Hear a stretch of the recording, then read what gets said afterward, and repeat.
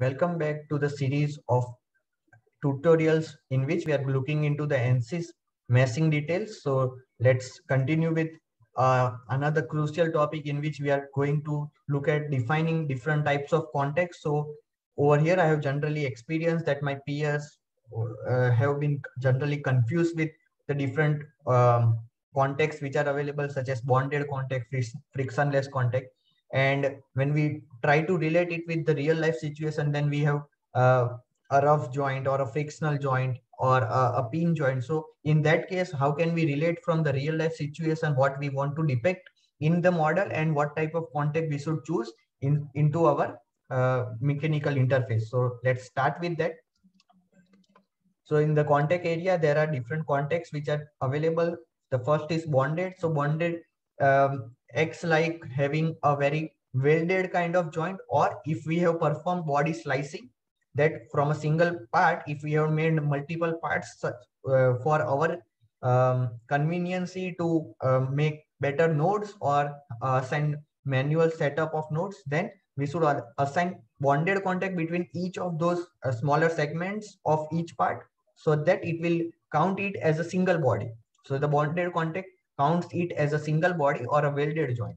Then we have no separation. What does that mean is, if we have two faces like this is first face of body one and another face of body two.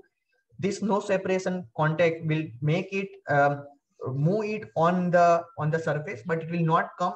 It will not let it come off the surface.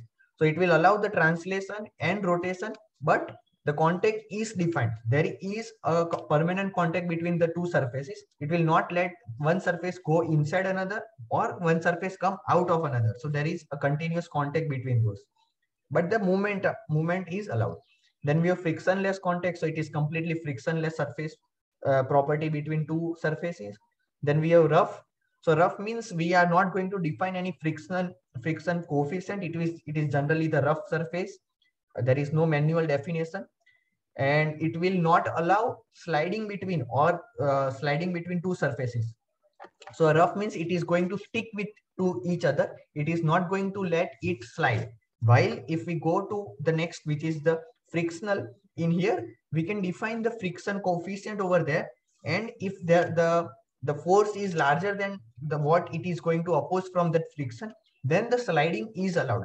So that is the main difference between rough and the frictional. In frictional, the sliding is allowed if the amount of force, the external force, is larger than the frictional resistance force.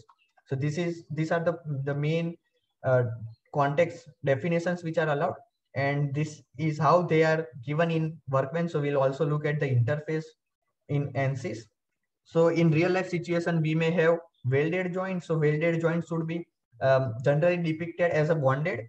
Then if we have a pin joint, uh, and if there are surfaces involved in pin joint, we can go for no separation, or a combination of those of bonded and no separation. And if there are directly the constraints are not available, like the contact definition is not available, it is recommended you define the constraints in which you can specifically choose if you want to allow the u1 or displacement in y direction, displacement in x direction, displacement in z, rotation about x axis. So individual definitions are also allowed, and in the case of pin joint you should do that. Then if you go for sliding, then there are two opportunities, line and surface. So that comes under frictional, and slip also comes under frictional. So let's start with that.